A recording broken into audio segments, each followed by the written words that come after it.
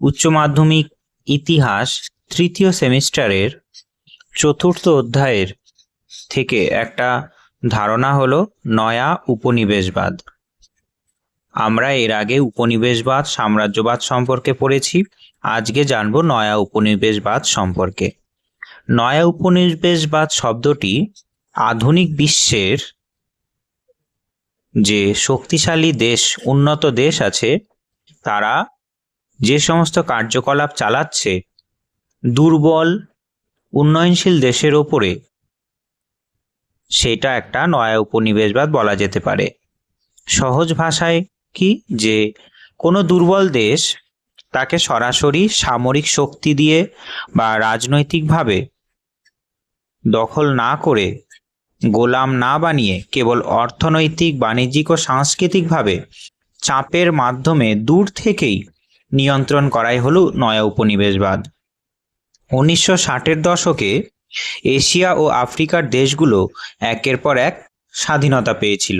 দ্বিতীয় বিশ্বযুদ্ধের পরে যেমন আমাদের ভারত স্বাধীনতা পেয়েছিল, তারপরেই সারা পৃথিবীতে যত উপনিবেশ দখল করে রেখেছিল ইউরোপিয়ানসরা, সেগুলো ছেড়ে দিতে বাধ্য হয়।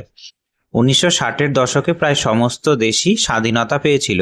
তখনই ঘানার রাষ্ট্রপতি কোয়ামে নক্রুমা প্রথম এই নিও কলোনিয়ালিজম বা নয়া উপনিবেশবাদ শব্দটা ব্যবহার করেছিলেন। তিনি দেখিয়েছিলেন যে দেশগুলো খাতায় কলমে স্বাধীন, কিন্তু তাদের আসল নিয়ন্ত্রণ রয়ে গেছে পুরনো ঔপনিবেশিক যে প্রভু ছিল তাদের হাতেই। যেমন ভারতের নিয়ন্ত্রণ আমেরিকার হাতে অনেকটা ছিল স্বাধীনতার পরে। তারা ভারতকে বিভিন্নভাবে আমেরিকা চাপে রাখত, ঠিক আছে। এই রকম নয়া উপনিবেশবাদ কিভাবে কাজ করে, এখানে কিন্তু ভূখণ্ড দখল করছে না, দূর থেকেই বিভিন্ন বিষয় জোরপূর্বক চাপিয়ে দেওয়ার চেষ্টা করছে। আজকের দিনে কোনো শক্তিশালী দেশ সের ওপর সরাসরি পতাকা ওড়ায় না। শক্তিশালী দেশ কোনো দুর্বল দেশের ওপর সরাসরি পতাকা ওড়ায় না, বরং বিভিন্ন পদ্ধতিতে তারা সেই দেশকে কন্ট্রোল করে। যেমন 1 নম্বর বলতে পারি যে অর্থনৈতিক ঋণের জাল। IMF অর্থাৎ ইন্টারন্যাশনাল মনিটারি ফান্ড, বিশ্ব ব্যাংক, ওয়ার্ল্ড ব্যাংক বা শক্তিশালী দেশগুলো যেমন চীন, আমেরিকা, অনুন্নত দেশগুলো অনুন্নত দেশের বড় বড় প্রজেক্টের জন্য মোটা অঙ্কের ঋণ দেয়, মোটা অঙ্কের টাকা দেয়।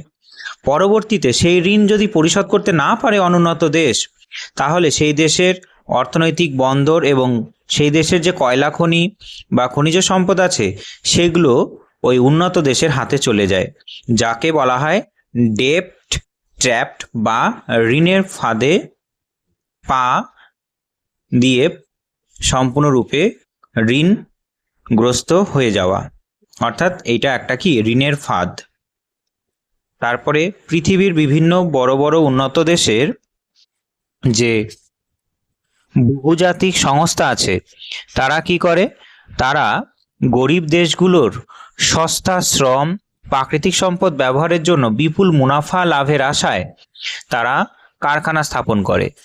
এবার সেই কারখানা স্থাপন করলে সেই দেশের যে কোনো আইন কানুনকে তারা না মেনে সেই দেশের সরকারকেও নিজেদের অর্থনৈতিক স্বার্থে আইন বদলাতে বাধ্য করে। এইটাও একটা নয়া উপনিবেশবাদের পদ্ধতি বলা যেতে পারে। আর একটা কি, সাংস্কৃতিক আধিপত্য। এটাকে সাংস্কৃতিক সাম্রাজ্যবাদও বলা হয়। যেমন সিনেমা, ভাষা, পোশাক এবং জীবনযাত্রায় মাধ্যমে দুর্বল দেশগুলোর মানুষের মনে এমন ভাবনা ঢুকিয়ে দেওয়া হয় যাতে তারা নিজেদের সংস্কৃতি ভুলে যায়।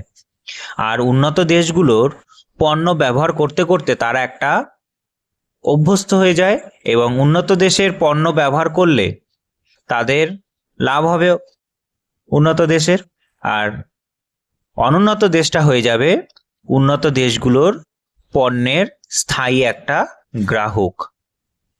উপনিবেশবাদ এবং নয়া উপনিবেশবাদের মধ্যে পার্থক্য কি আছে, যে এখানে প্রথাগত উপনিবেশবাদ, যেটা আমরা পড়ে এসছি আগে, যে উপনিবেশবাদ শক্তিশালী দেশগুলো সরাসরি সেনা পাঠিয়ে অন্য দেশ দখল করত, সেখানে নিজেদের শাসন চালাতো, যেমন ব্রিটিশ আমলের ভারত। আর নয়া উপনিবেশবাদ কি? কোনো জমি দখল করা হয় না, দেশগুলো খাতায় কলমে স্বাধীন থাকে, কিন্তু তাদের আসল নিয়ন্ত্রণ থাকে দূরবর্তী কোনো শক্তিশালী দেশের হাতে। এইটাকেই বলা হয় নয়া উপনিবেশবাদ। হাতিয়ারের তফাৎ কি হতে পারে? যে পুরনো উপনিবেশবাদের মূল হাতিয়ার ছিল বন্দুক, কামান আর রাজনৈতিক দাসত্ব।